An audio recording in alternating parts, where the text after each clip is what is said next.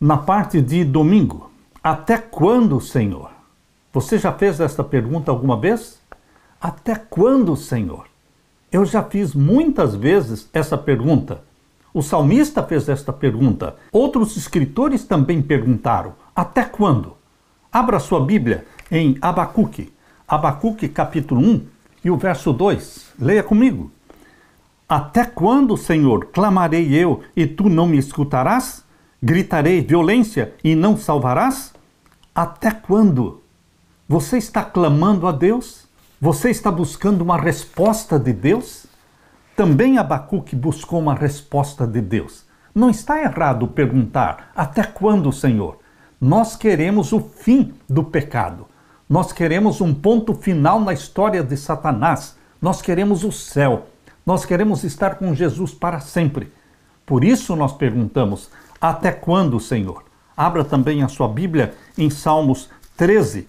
Os Salmos 13, e vamos ler então os versos 1 e o verso 2. Leia comigo.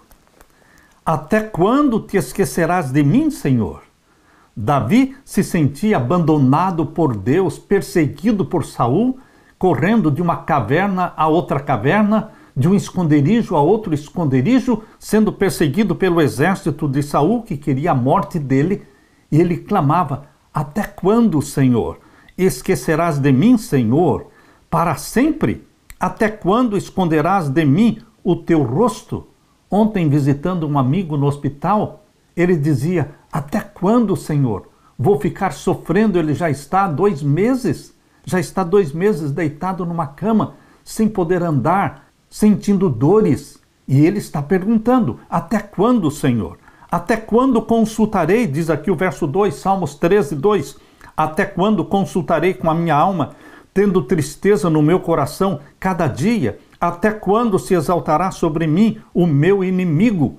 Atenta em mim, ouve-me, ó Senhor meu Deus, alumie os meus olhos para que eu não adormeça na morte, para que o meu inimigo não diga, prevaleci contra ele, e os meus adversários se não alegrem, vindo eu a vacilar. Aqui está o clamor do salmista. Até quando, Senhor? Abra também a sua Bíblia no Salmo 94. Salmo 94, vamos ler os versos 3 até o verso 7. Até quando os ímpios, Senhor, até quando os ímpios saltarão de prazer? Você também já não se perguntou? Por que os ímpios prosperam? Por que os ímpios têm suas mansões, as melhores casas, os melhores carros?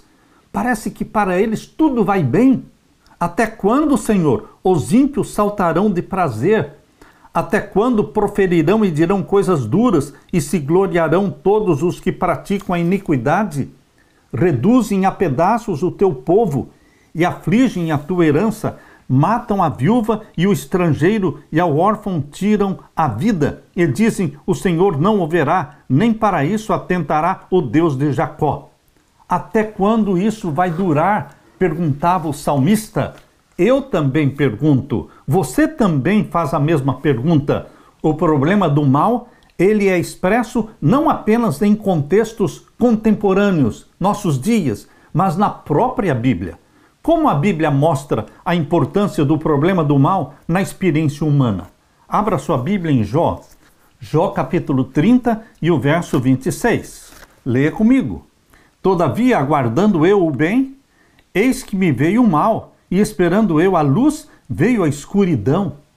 Essa foi a experiência de Jó, mas essa experiência se repete em mim e em você, porque estamos esperando o bem e nos acontece o mal. Estamos esperando a luz e veio então o quê? A escuridão.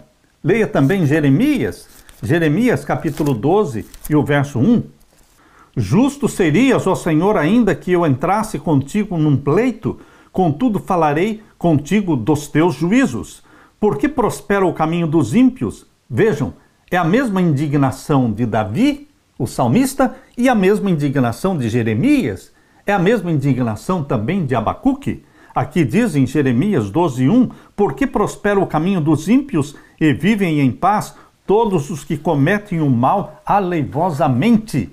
Queridos, esses versos da Bíblia levantam questões com as quais nós defrontamos cada dia.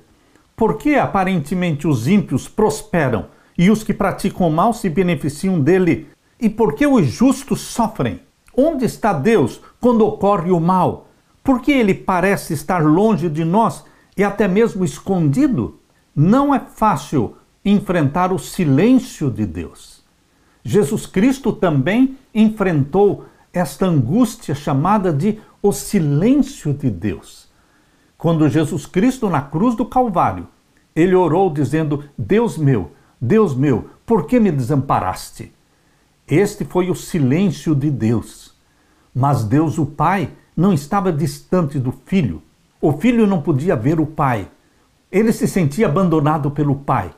Mas o Pai estava justo ali, no Monte do Calvário, perto do Filho, encoberto por aquela nuvem. Queridos, o Pai não abandonou o Filho. O Pai nunca esteve tão perto do Filho como naquele momento em que ele clamava dizendo: Deus meu, por que me desamparaste? Queridos, Deus não nos abandona. O silêncio de Deus existe na minha vida, na sua vida, e Davi sentiu isso na sua pele, o silêncio de Deus. Mas ele está perto de você. O mal é realmente terrível e Deus odeia o mal ainda mais do que nós odiamos. Assim podemos nos juntar ao clamor que permeia as Escrituras diante dos muitos males e injustiças do mundo. Nós podemos nos unir a Davi, a Abacuque, a Jeremias, dizendo: até quando, Senhor? Você está sofrendo? É por uma doença incurável? Ou talvez você esteja sofrendo por um filho drogado? Ou um filho que se afastou do lar e se afastou de Deus? Você está sofrendo e você está se perguntando: até quando, Senhor? Leia Mateus também, o capítulo 27 e o verso 46. Leia comigo. E perto da hora nona exclamou Jesus em alta voz, dizendo: Eli, Eli, lama sabatani, isto é, Deus meu, por que me desamparaste? Você não está passando por nada que Jesus não passou. Jesus sofreu tudo que nós sofremos e muito mais ainda. Ninguém poderá sofrer tudo que Jesus sofreu. Ele se sentiu abandonado pelo Pai na cruz. Aqui vemos com palavras bastante impressivas que o próprio Deus é tocado pelo mal, uma verdade destacada de maneira surpreendente no sofrimento de Jesus na cruz, onde todo o mal do mundo recaiu sobre ele. Mas mesmo aqui existe esperança. Por sua morte na cruz, Cristo derrotou a fonte do mal, Satanás, esmagou a cabeça da serpente, e o futuro brilhante existe para você, meu irmão. Existe uma luz no fundo do túnel. Essas palavras de Jesus foram retiradas de Salmos 22, verso 1. Mas quando você lê o Salmo 22, você percebe que ele termina em triunfo, em glória. Leia comigo aqui no Salmo 22. Ele começa falando: Deus meu, por que me desamparaste? E depois diz no verso 16: pois me rodearam cães, o ajuntamento de malfeitores me cercou, traspassaram-me as mãos e os pés. Vejam aqui as profecias messiânicas que se cumpriram na morte de Jesus. O verso 1, o verso 16, o verso 18, repartem entre si os meus vestidos e lançam sortes sobre a minha túnica. Mas, embora aqui esteja falando do sofrimento de Jesus, o Salmo termina falando de conforto. Leia também o verso 25. O meu louvor virá a ti na grande congregação. Pagarei os meus votos perante os que o temem.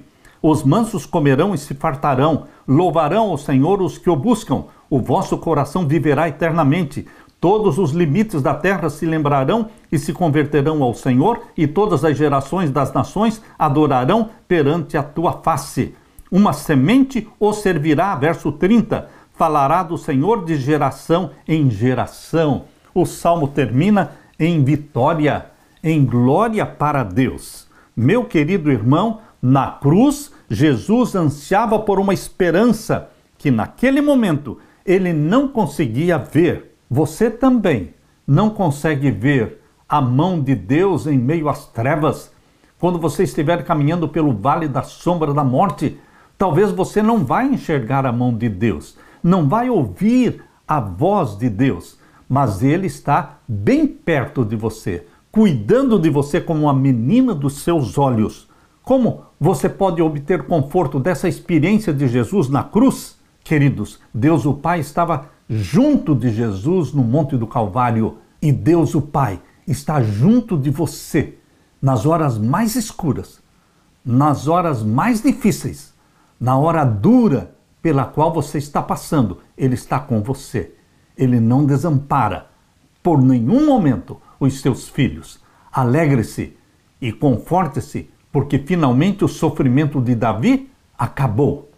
O sofrimento de Jesus também terminou. Tudo terminou em glória, em alegria, em intimidade com Deus e com a certeza do amor de Deus. Aleluia!